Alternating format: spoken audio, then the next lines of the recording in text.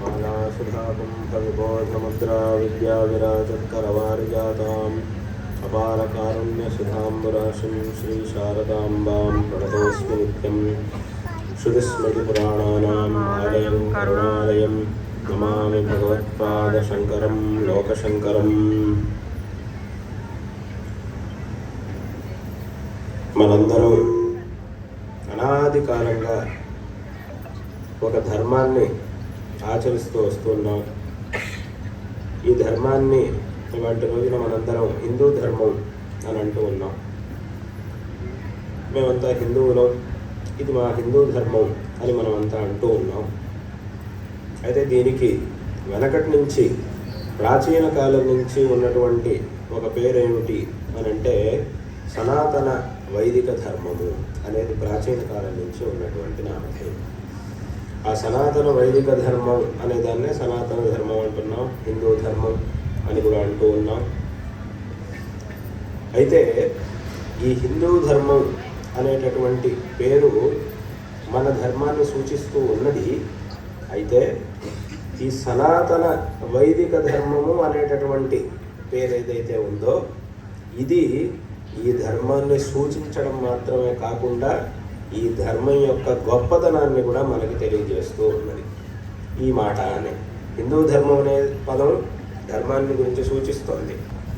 కానీ ఈ సనాతన వైదిక ధర్మం అనేటటువంటి పదం ఏదైతే ఉందో అది ఈ ధర్మాన్ని సూచించడంతో పాటు దీని యొక్క గొప్పతనాన్ని కూడా తెలియజేస్తూ ఉన్నది.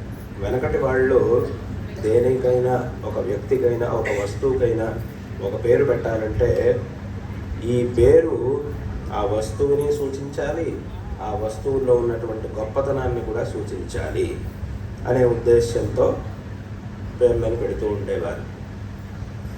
కాబట్టి ఈ సనాతన వైదిక ధర్మము అంటే ఏమిటి, దీని యొక్క అర్థం ఏమిటి, ఎలా ఈ పేరు దీని యొక్క గొప్పతనాన్ని ఎలా సూచిస్తోంది అనంటే ఇక్కడ మొట్టమొదటి దీన్ని మనం ధర్మము అని అంటున్నాం. ధర్మము అనంటే ఏమిటి, దేని ద్వారా ఈ ప్రపంచం అనేది ధరింపబడుతోందో అది ధర్మము అని అంటే ఈ ప్రపంచానికి ఆధారంగా ఉన్నటువంటి దాన్ని ధర్మము అని అంటారు. ఏది ప్రపంచానికి ధర్మం అనేది ఎక్కడ ఆధారం అక్కడ కనపడట్లేదే అంటే ఈ ధర్మం అనేది మన కంటికి కనిపించేటటువంటి విషయం కాదు. ఇది మన కంటికి కనపడకుండా ఈ ప్రపంచాన్ని నడిపించేటటువంటి విషయము. కాబట్టి ఈ ప్రపంచానికి ఇది ఆధారంగా ఉంది కాబట్టే దీన్ని ధర్మము అని అన్నారు.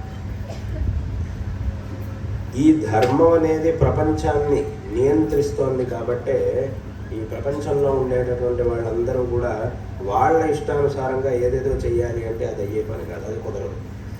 అంటే ఇక్కడ ప్రపంచంలో ధర్మాధర్మాలు అని రెండు ఉన్నాయి. ఒకటి ధర్మం, ఒకటి అధర్మం అని రెండు ఉన్నాయి.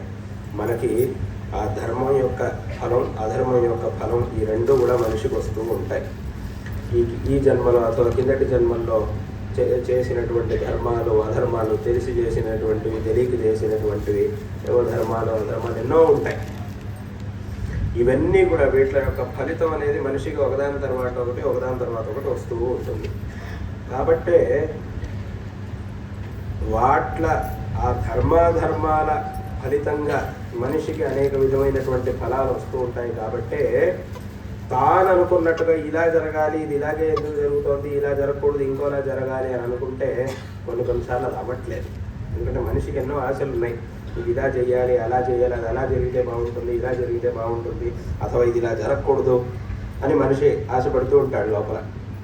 అథవా నేను అన్నిటికంటే ముఖ్యంగా ఇది ఏ పనులు ఎలా ఉన్నా సరే అన్నిటికంటే ముఖ్యంగా మనిషి కోరుకునేది ఏమిటి అని అంటే నేను సుఖంగా ఉండాలి, ఎప్పుడు నేను సుఖంగానే ఉండాలి, నాకు ఎప్పుడు దుఃఖం అనేది రాకూడదు అని ప్రతి మనిషి కోరుకుంటాడు. ఇలాంటి కోరిక ఉండడానికి వాడే పెద్ద చదువుకోవాల్సిన పని లేదు, పెద్ద మనిషిగా ఉండాల్సినటువంటి పని లేదు. ప్రతి మనిషి, సామాన్యుడైనటువంటి ప్రతి మనిషి కోరుకునేది ఇది. ఏమిటి అని అంటే నేను ఎప్పుడు సుఖంగా ఉండాలి, నాకు ఎప్పుడు మంచి జరగాలి, నాకు ఎప్పుడు కూడా కష్టాలు రాకూడదు, నేను సుఖంగా ఉండాలి అనేటటువంటి ఈ ఆశలు ప్రతి మనిషికి ఉన్నాయి. కానీ ఇలా ఆశపడినంత మాత్రాన ఎప్పుడూ సుఖం అనేది మనకు దొరకట్లేదు.